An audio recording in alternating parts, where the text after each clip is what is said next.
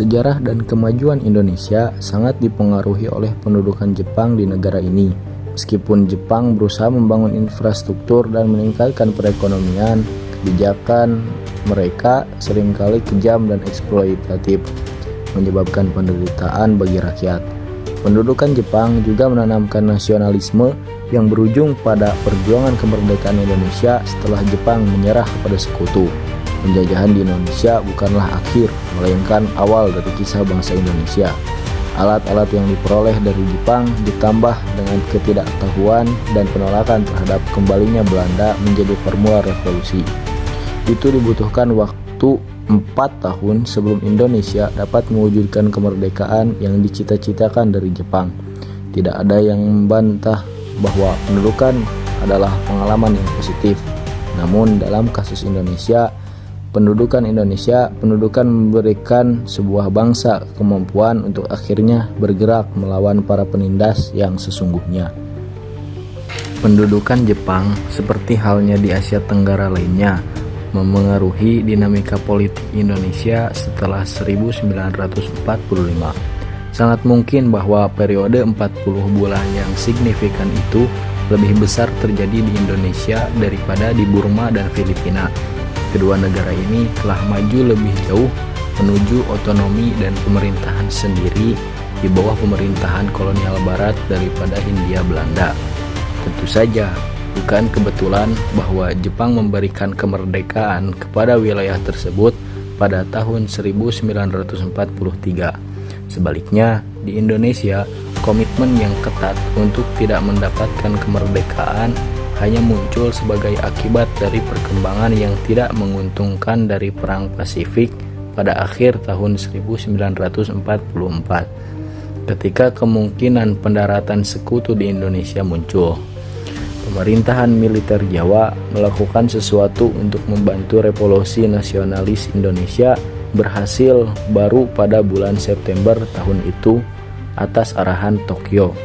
Jika kita melihat kebijakan Jepang selama bulan-bulan awal pendudukan mereka di Jawa yang menjadi pusat kehidupan politik Indonesia pada saat itu, kita dapat mengatakan bahwa nasib Indonesia akan sangat berbeda jika Jepang terus menang dalam perang.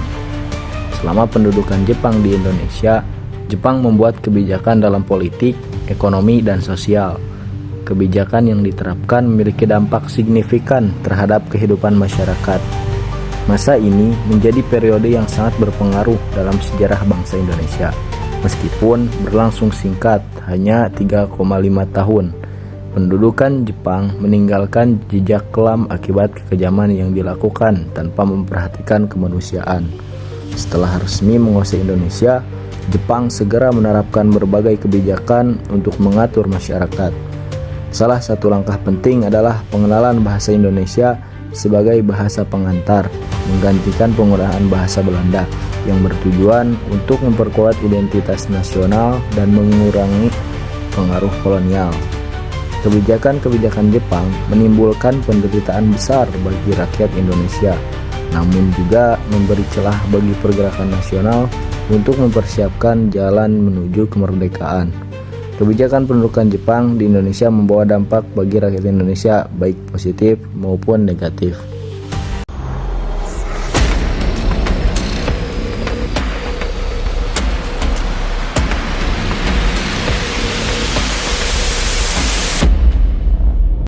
Perkembangan nasionalisme Melayu di negeri Perak sebelum dan selepas Perang Dunia Kedua, perjuangan politik atau nasionalisme negara kita dilakukan oleh orang-orang Melayu. Rencana ini adalah satu analisis yang memamerkan pola perlakuan politik dan pertumbuhan nasionalisme di Melayu Perak.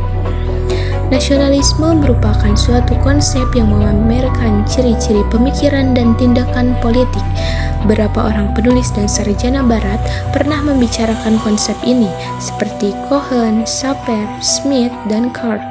Terdapat perbedaan dalam konteks sebelum Perang Dunia Kedua antara nasionalisme di Eropa, Asia, dan Afrika. Nasionalisme itu ditakribkan sebagai perasaan kebangsaan Melayu. Hal ini disebabkan orang Melayu merupakan rakyat raja-raja di negeri Melayu Semenanjung ini khususnya. Konsep politik orang Melayu pada asasnya merupakan suatu hasilan dari kehidupan masyarakat Melayu ketika itu. Sebelum kedatangan British, masyarakat Melayu adalah sebuah masyarakat feodal dengan rakyatnya yang setia dan tidak terbelah terbagi. Sistem politik Melayu tradisi membagikan penduduknya kepada dua golongan. Yang pertama, golongan pemerintah atau raja dan orang-orang besar. Yang kedua, golongan orang yang diperintah atau rakyat jelata.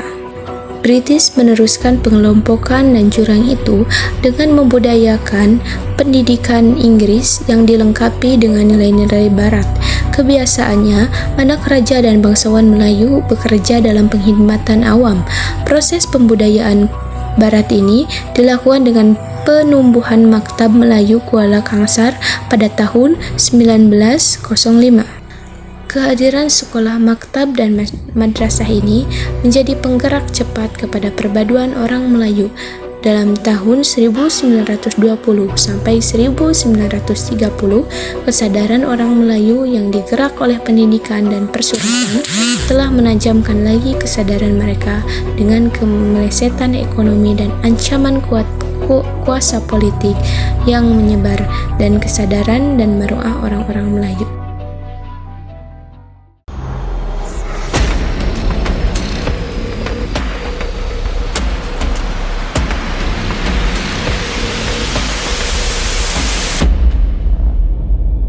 Pendudukan Jepang di Indonesia selama Perang Dunia Kedua menjadi salah satu titik penting dalam sejarah perjuangan kemerdekaan bangsa.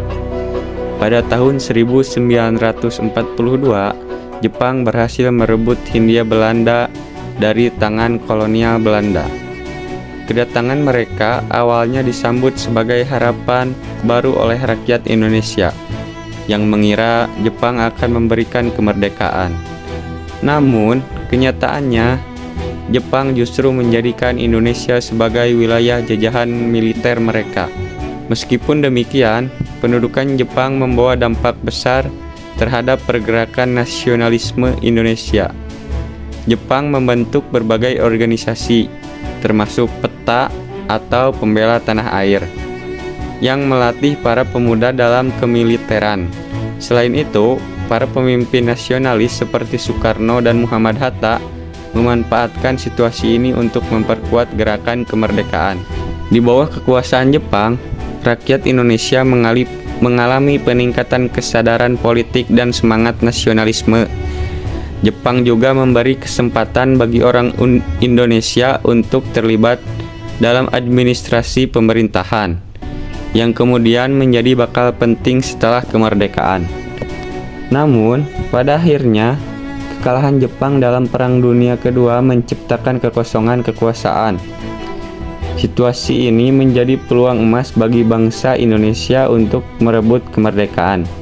Kedatangan sekutu semakin mempercepat momentum perjuangan, hingga akhirnya pada 17 Agustus 1945, Indonesia memproklamasikan kemerdekaannya. Perang Dunia Kedua menjadi pemicu utama bagi lahirnya Indonesia yang merdeka. Melalui penderitaan dan perjuangan, bangsa ini menyadari bahwa kemerdekaan adalah hak yang harus diperjuangkan dan dipertahankan.